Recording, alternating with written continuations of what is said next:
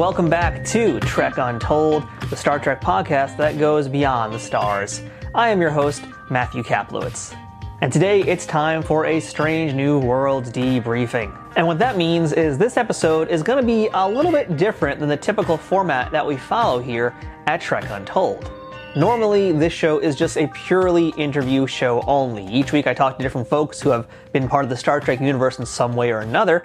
But what we're going to do right now is a little bit more current events. And frankly, I'm excited to start doing more of these because it's fun, of course, doing all these interviews, but sometimes I feel like I'm a little bit left out in talking about what's going on in the world of Trek right now, today. And I'm a big fan of Strange New Worlds. I think a lot of my listeners out there are. So yeah, I'm super happy today to spend some time talking about a show that I'm really enjoying as I'm actually enjoying it. And the way that these debriefings are going to work is that they're essentially going to be like mini-sodes. So they're not going to be the full-on typical enormous interviews that we do here on Trek Untold. What it's going to be is one part my review and thoughts about a certain episode of Strange New Worlds, and then we're going to follow it up with an interview. And this week, we're going to be discussing Tomorrow and Tomorrow and Tomorrow, the third episode of Strange New Worlds that just aired last week. And we're going to be joined a little bit later on by a very, very special guest, because we're going to be joined by La'an Noonien Singh herself, Christina Chong.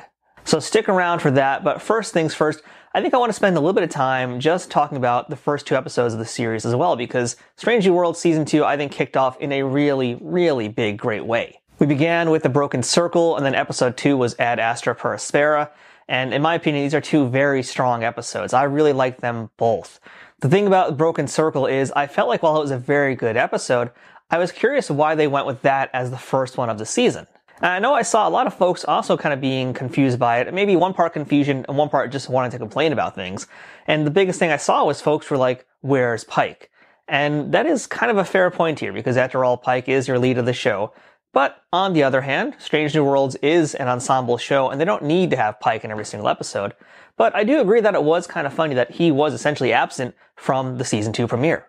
But the nice thing about that was that also meant we got to focus on more of that ensemble cast and really see them in action. And while it hasn't been that long ago since Season 1 debuted, it's nice to get the gang back together again. And this was a wonderful way, I think, to kick off the season by having them be more of the focal point on the episode. And I also got to give a shout out to Emma Ho, who we interviewed her and her brother Ian last season on Trek Untold. And they were the youngest guests I ever had on this podcast here. They were wonderful to talk to. And I didn't know that Emma was going to show up again and be reprising her character that we saw back in Strange New Worlds last season. So yeah, that was just exciting. Well done there. Really cool to see her again. But as far as The Broken Circle, this was an overall, I think, a very good episode. And what was cool for me, I think, was actually seeing more of Dr. Mbenga. You know, last season, the focus of his story was all about him and his daughter. And that has essentially concluded. There's going to be really, I don't imagine, any follow-ups to that. So that part of his life is done. Now we get to see a little bit more of him being, for lack of a better term in sci-fi, a war doctor. Of course, that doesn't mean the timey-wimey way a lot of you might be thinking, but he was a combat medic essentially during some pretty big wars here, and it was cool to see him kind of, go back into that character while also not being so great, because this is him kind of battling with those inner demons that he has. That said, I do enjoy seeing the pairing of Nurse Chapel and Dr. Mbenga on an away mission. That was just exciting to see. And it was also nice to see Babs showing off some of his actual martial arts skills, because if some of you folks out there don't know, Babs is actually a black belt in Brazilian Jiu-Jitsu, so the guy has some legitimate fighting credits, and it's nice to see him get to do some stunt work.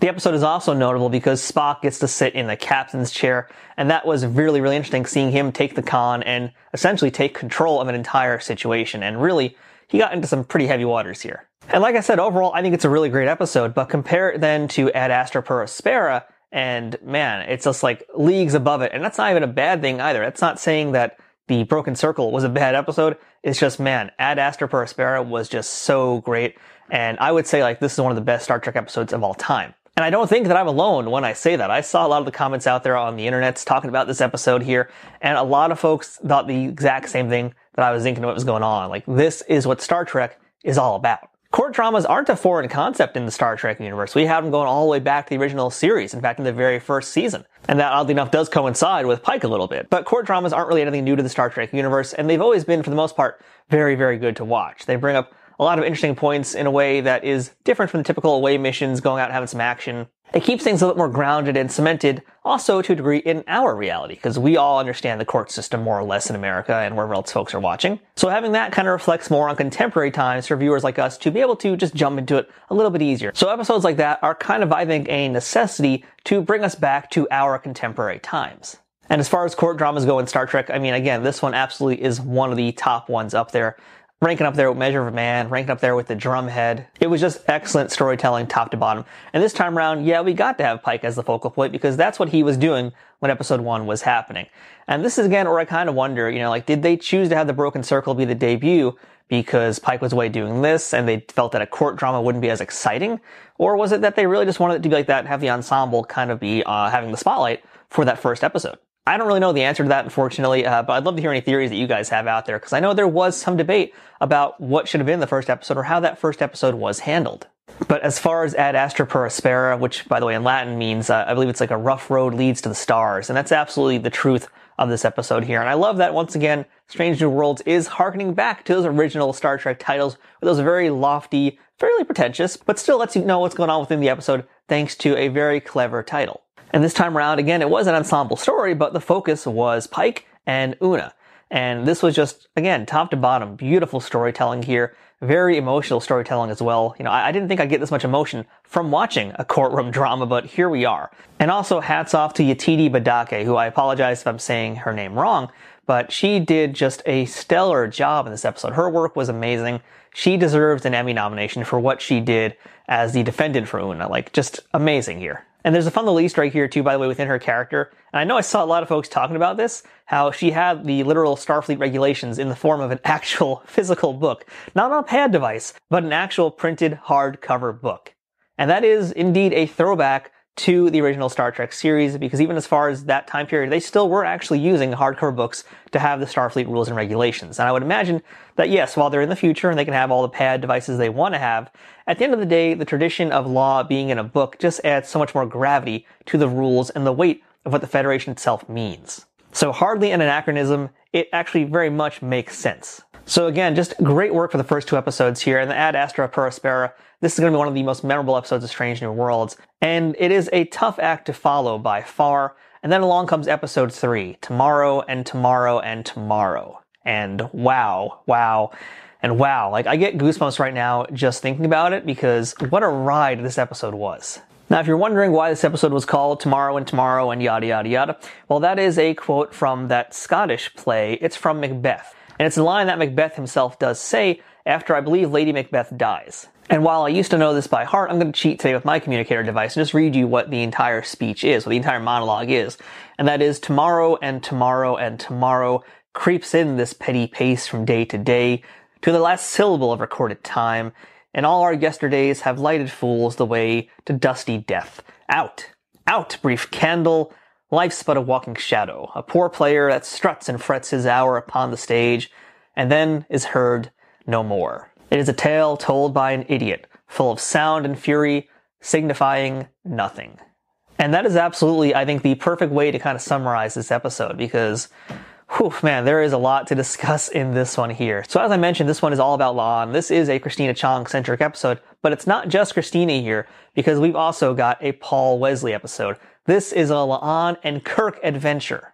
And that feels like an unexpected pairing, and it absolutely is, because going into this episode, I don't watch the trailers anymore to get a preview of what's going to happen next, so I go into them completely blind, not knowing what's going to happen.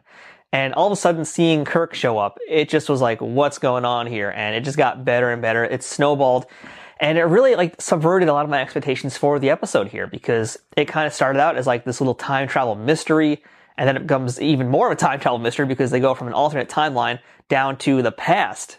And then the story kind of becomes almost this rom-com, this romantic comedy of what's going to happen, will they, won't they, while they're also trying to solve the mystery of why they've been quantum leaps down to this time period, and then the story of her eventually getting back and dealing with the repercussions of the events that unfolded. And I gotta tell you too, for an hour-long episode, it is tight. There's a lot here. This could have easily been a 90-minute episode. This probably could have even pulled off a 2-parter. And time travel stories too, I think in sci-fi can be very hit or miss. Obviously Doctor Who, we don't have to worry about that. But in Star Trek, they can be a little bit hit or miss. And even in other forms of media, I'd say the same thing. But this was a great one also because it focused on the humanity of our two characters that we're following around here, focused on their relationship, which again brings it kind of back to something that we all can understand a little bit better than the timey-wimey elements of Star Trek. And I had a lot of thoughts after watching this one. And I think the first one I want to address here is that I feel like Paul Wesley really showed off as Kirk in this one. And that might be a controversial statement to say to a lot of you folks out there, but I do stand by that. When I saw Paul Wesley in the season finale of season 1, I was, mixed, but I also understood that Kirk that we were seeing was not prime timeline Kirk. That was an alternate universe Kirk. This was a wartime Kirk especially, so he wasn't going to necessarily have the same traits we've all expected to have of a Kirk in other versions of his appearances. So here in Tomorrow and Tomorrow and Tomorrow, this one, again, it's an alternate timeline Kirk, but it's not as far away as it was previously. So this time around, we got to see more of the charming persona of who Captain Kirk is, as done in the style of Paul Wesley. And for sure, this is not going to be your William Shatner Kirk. This is not your Chris Pine Kirk. This is a Paul Wesley Kirk. It's his own being, and I very much liked what he was doing with the part. And to be honest, I know a lot of folks out there, they kind of want to see the Shatnerisms. There are some in there. There's some very subtle ones that are hidden in his acting, but for the most part, he is doing his own thing. I admire that he's doing that.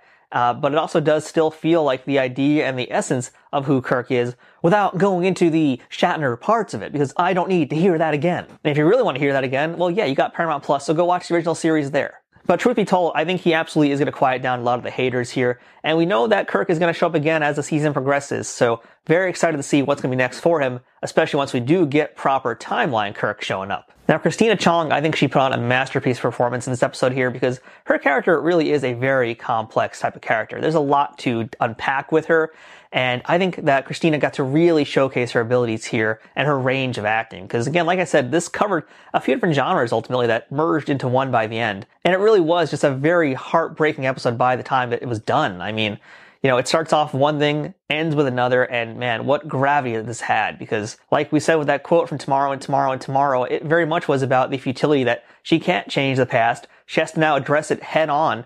And at the same time, she's watching her love now die in front of her. And then she comes back to her actual timeline where none of that even happened, none of that mattered. Because that Kirk that's in her timeline is completely different. It's so much going on there. It's mind-blowing how they pulled this off. And it's all just wonderfully done. Really, Christina should be absolutely proud of herself for this one. And again, I want to address another little point I saw online here about how at the very end of the episode, and of course, major spoilers, but if you're watching this, you've already seen this. One of the things that a lot of folks were talking about was how at the very end, Christina goes in to actually come face to face with La'an Noonien Singh. And that is a pretty big moment here, because not only does she address him, she talks to him, whatever, says a lot to him. I mean, she's not just facing her past, she's now facing her present and her ancestry. But the thing that a lot of folks I think would talk about the most was how she comes in there and she leaves her handgun in the room with this child. Let's just rewind that again. She left a handgun in the room of the person who we know as La'an Noonien Singh, who would later take over half the world practically and become like one of the most horrible tyrants out there. She put the gun in his room. And a lot of folks were just talking about various things about that. And really, we don't know all the history about La'an. We don't know where things began or ended. We don't know what happened with that gun either, if it really made a difference. But chances are this might have been the starting point to him getting his freedom and becoming the La'an that we all know by the time Space Seed and ultimately Wrath of Khan comes around. So again, timey-wimey, very, very much timey-wimey what this all means, but I believe there was some actual meaning to putting that gun there. And if we do get more of Khan in later on Star Trek series, which we probably will, I think this will be a little bit more of a fleshed out point down the line. So I would consider this sowing the seeds for what the future may hold. So overall, Tomorrow and Tomorrow and Tomorrow was just purely amazing. What a great episode. Loved every minute of it. And man, again, it sucks that it's going up right against Ad Astra per Aspera, because you have like one of the best episodes of Star Trek of all time, and then immediately following it, another one of the, probably, I want to say it's one of the best of all time too. I'm going to go as far as to say it, because I think it's true. I think this one's going to really hold up and be a very strong one. Definitely one of the strongest of Strange New Worlds, and that's also saying a lot here. It's just like, man, to follow that is a tough act, and I would say that they did it. So that's my thoughts on Tomorrow and Tomorrow and Tomorrow, as well as some brief ones on the first 2 episodes of Season 2 here. But I also want to hear your thoughts about these first 3 episodes. So make sure, no matter where you're listening or watching, hit me up on social media at Trek Untold on Facebook, Instagram, or Twitter, or if you're watching on YouTube, go ahead and leave me a comment down there as well, and let's keep the discussion going. So that was my thoughts on this episode, but now it's time to get the thoughts of a person who was actually there. So let's go ahead and beam in our guest for this week, and that would be Christina Chong. We're going to talk about Strange New Worlds. We're going to talk about some other things as well as some future episode tidbits that you guys are going to really want to hear. So without further ado, computer, access interview file. Christina Chong, welcome to Trek Untold. Hello. It's so awesome to meet you. Very excited. I really enjoyed the most recent episode. Tomorrow and Tomorrow and Tomorrow. It's like one of the best Trek episodes with a Shakespeare quote in its title. And this episode has quite a lot of development for your character. We're going to break it down as we go on here today, but how excited were you, Christina, to get such a complex episode centered around your character? I was completely blown away, especially when I realized I was actually in every scene. Yeah. And I'd never done that before. So it was a great challenge in both stamina and, carrying a whole episode, that I'd never had that, been given that opportunity. So I was very excited. And to be working with Paul as well, who I get on great with, was just a dream. I think a lot of viewers take for granted the endurance it takes to actually do an episode that's really all about one person, because this is essentially, an hour with just La'an Noonien Singh. That's a lot of work for you. Mm-hmm, yeah. We were shooting mostly outside in Toronto as well, so we had the daylight to factor in. And obviously, normally we would, be in the studio, we'd have as long as we wanted. But when you've got daylight to put into the equation, it means you have to wrap and start at a certain time, which means you only have a certain amount of hours to sleep. And so, yeah, the mental focus needed to not go into that tired mentality, the discipline to get home, unwind, certain amount of time to unwind, certain amount of time to prepare the next script. I always need a bath at the end of the night. So I had to have my bath. And then to get into bed and sleep and wake up to meditate, to start the day right. All of those, routine things had to be very strict. And what would you say is a more difficult shoot for you typically? Working on a Star Trek episode like this one in the middle of bustling Canada and shooting at odd hours and having to deal with the daylight issue, as you mentioned, or shooting on green screens and AR walls for like a Star Trek episode that takes place on the bridge or in a different planet? Oh, those are much easier. Those are much easier. Yeah. Getting out and about in Toronto is harder because you're dealing with the weather as well. And we were filming in minus 17 degrees. And there was snow on one of the days as well. Like we were in a blizzard, and we just happened to have found the perfect little pocket in Toronto where we filmed the car chase, the end of the car chase when the cops catch us. There was a wind, like a wind tunnel. Wherever we were shooting, it was just the coldest part of Toronto we could have found. And oh my goodness, Paul and I both get really cold very quickly. And we had so much, every scene, we had so much underneath our clothes. I mean, I was like, I don't care if I look 20 pounds overweight. This is like, I've got patches of those heat pads everywhere. I've got several layers of thermals on. I was like, I don't care, give it me all. I mean, this is a Kirk and La'an adventure, and you just talked about a little bit here working with Paul Wesley, and I'd love to hear a little bit more about that, because based on your Instagram, it looked like both you guys, you're going to work, you're doing your job, but I don't think you guys are doing any work. You're just having fun. It kind of felt like that. It genuinely did. But what you see on Instagram, it was literally like that before every scene. And that's no joke. You can ask the crew and the directors, and Amanda would be like, hey, here we go. We just got to wait for them to get the subs together. So I think it would have been a lot less fun if Paul hadn't been there with me. But yeah, and also Carol as well, Carol Kane. She is hilarious also. And so factor in me and Paul laughing like hyenas, and then Carol being the funniest actress I've ever worked with. Like, we're there like this, like shaking and giggling off camera in her close-ups. That's just not the done thing, but I couldn't help it. I'm sorry, Carol. Well, I mean, to be fair, Carol has like amazing range. Anyway, she can do the serious drama or she can do the laugh out loud comedy. And I'd love to hear a little bit more about working with her. I know we can't talk about anything that's happened beyond this episode yet, but just in general, what has it been like working with someone so experienced as Carol Kane? Oh my goodness, I've learned so much from her because she just in the moment, like, she's so in there.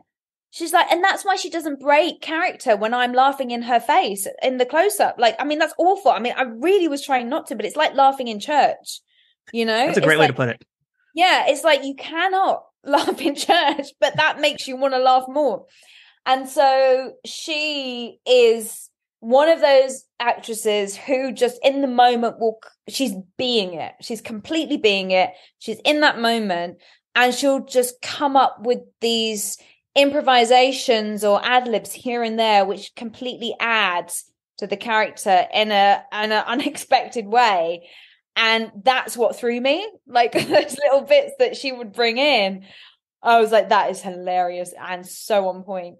So yeah, she is the nicest person as well. She has a little dog little Johnny, I think his name is, which she'd show us pictures of, and just a really lovely human being. Like you wouldn't, Carol Kane, like she's no diva and she's just so lovely, down to earth. Yeah, it's funny that you mentioned that because I was just rewatching an episode of The Ready Room, which was all about last season's Elysian Kingdom, and somebody in there was talking about how like Anson Mount was ad-libbing. You just said Carol Kane was doing ad-libbing, and like in Star Trek, you don't ad-lib. That's like a new thing. It sounds like. Is that something that's actually encouraged on the set of Strange New Worlds? Well, no. Actually, Okay. no, it's not at all. But I kind of like to do that. So every now and then, if I felt like I could, I would push it. But then they always want one actor script. And then once we've got that, but obviously we don't often have time to do more than a couple of takes. But when we came to episode 7, the crossover episode, they were allowed to obviously ad lib Jack and Tawny because that's the nature of their show. And so we were also asked to do the same. Oh, okay. Well, now I got something really extra to look forward to.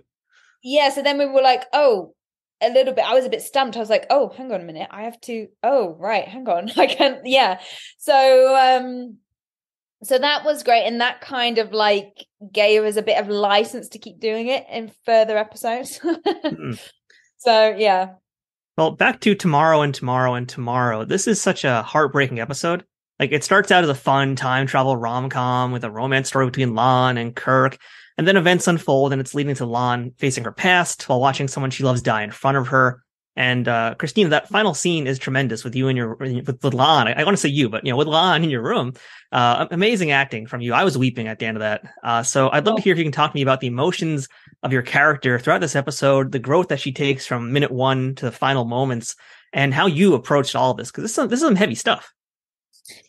Yeah. So for me, it was a delicate balance between transitioning La'an from the reserved standoffish officer as we know her to slowly unfolding and letting her guard down. And so it took a few goes, actually. There were a few times where, Amanda, and then we also had Anitra Johnson, one of the writers, helping us. And I didn't get it right first time. Like there were a few times, especially one, I think the first thing we shot was the kiss scene. Actually, one of the first things we did together was the kiss. So that was the scene that was hardest to pitch, because I was like, we haven't done anything else before that. Like I don't know where to pitch it yet. How far is she? I don't know where. So, and also the end scene was one of the first scenes we shot as well. Wow. So I had to work towards that, earn the right to get there. So I was backtracking a lot of the emotion, and going from so what I did in my head when I prepared the script is I personalized it all chronologically, so that then when I needed to dip into the scene, I knew exactly what emotion it was personally. So I just had to do it like that, because we were just all back to front and shooting it in all different orders, that I there was no way I could have not done it like that, you know. Well, that's even more amazing hearing that was the method that you guys had to do. Yeah. And I want to spend a little more time also talking about Paul, because throughout Trekdom, Paul has taken a lot of flack from some Trekkies out there about his representation as Kirk, and I think a lot of it's been very unfair, honestly. So I've been really excited for people to watch this one, because this has been a great episode for Paul as much as it has been for you here. So my question here with you is, what do you think about the response that some folks have given to Paul as Kirk, and do you think it's unfair? To be honest, I have I heard about those things, and I've read a couple of things, but what I've also read more of is people going, oh, I didn't think I liked Paul as Kirk, and he's proved me wrong after tomorrow and tomorrow and tomorrow. That's what I've been reading loads of. So I think it was the fact of, he had one episode to portray Kirk in season 1, and people were judging him off of that one episode. And that was an alternate timeline episode. And and he's not playing the Kirk. Look at Uhura, for example, or Spock. They're not playing Nimoy or, Nichols' characters. They're playing the pre, and they're playing their own version of it. There's impossible. We're so unique and different as people. How can you possibly give an exact same portrayal of a character? It's just not possible. So yeah, I think he does an amazing job as Kirk. I think he really does embody that character and the essence of Kirk, very much so. So yeah. Yeah, this episode, I think, is going to absolutely change a lot of people's minds. And it's funny because you mentioned like folks who are playing now, Uhura and Spock, these legacy roles. And likewise, you are playing a legacy role too as a descendant of Khan, but you're not out there delivering Ricardo Montalban monologues at all. No, exactly. And it's also, I have freedom to because we've not met La'an before. So I have freedom to go where I want, do what I want, be who I want, and set the La'an bar wherever the writers want it to be. So my job's a lot easier than theirs. And by the way, congratulations are in order to you, Christina, because this summer you have a new EP out. Can you tell us about Twin Flames? Congratulations to you so much. Thank you so much. So yeah, Twin Flames, the EP drops August 11th, and Twin Flames, a single, is out now, Spotify and iTunes and all major platforms. And it's just funny that it's dropped at the same time as the episode 3 Kirk and La'an love story, because actually Kirk and La'an are twin flames. A twin flame is somebody that you only meet, is two parts of the same kind of being or soul, whatever you want to say. And they meet every 4 lifetimes, apparently, and often can't be together because of whatever trauma they're still solving within themselves. And that's exactly La'an and Kirk's journey. So I'm loving all of the reels with the Kirk La'an reels with the Twin Flames audio. So yeah, it's very apt. All right. Well, last question for you today, Christina. Right now, folks aren't watching a video version. We got audio only here, but I'm watching you play with a doggo right now. A nice pupper friend you got there. This isn't actually Runa. This is my puppy niece. This is I was going to say, yeah. I was wondering, because I was like, did they suddenly have a metamorphosis? But yeah, I was actually going to ask you, we saw Princess Runa in Elysian Kingdom. Any chance we're going to see her back again in Strange New Worlds? No. Oh, no. Not this season. I did try to get it in with Carol in this episode. I suggested to Amanda, the director, I said, Amanda, what about Runa being Carol's dog in the episode, right? So I'm not spoiling anything for anyone who's not seen the episode. And because I thought that is going to work, because it's timey-wimey, and we never established, because also Runa was in a fantasy episode, but Amanda also directed the fantasy episode. And so Amanda was like, but she was in my episode last season. I was like, and that she's really good, and she's very well behaved, and she can do it. And I asked Carol first, and Carol's like, yes, I would love it. And Carol has a dog of her own, so she loves Runa. And she's like, yes, please, I really want Runa in it. But Amanda said no. Well, there's always season 3 and beyond, and I'm sure there's going to be a lot more beyond for you guys. Yeah, exactly. Hopefully. Yeah. Well, congratulations again, Christina. Everybody can check out Twin Flames on Spotify right now. After you listen to this podcast episode, Christina, thank you so much for talking today. And really, you did some beautiful work on this episode. I love seeing you be able to portray so much emotion and range in here. Just amazing work. Thank you. Thank you, Matthew. That's it for this week's episode of Trek Untold and our Strange New Worlds debriefing. Thank you so much for checking this out. I'd love to hear what you think about this and what you think about this format. I'd love to do more reviews like this, so if you guys are liking this, let me know. And the best way to do that is to hit me up on social media, and of course also to follow me there too, and that's at Instagram, at Twitter, Facebook, and yes, even TikTok, all at Trek Untold. If you're watching this on YouTube too, don't forget to leave a comment and a thumbs up on this video, and hey, don't forget to subscribe either, and that's youtube.com/@TrekUntold. If you'd like to support this podcast, go ahead and visit patreon.com/TrekUntold, and you can see some of the different ways that you can support this very show.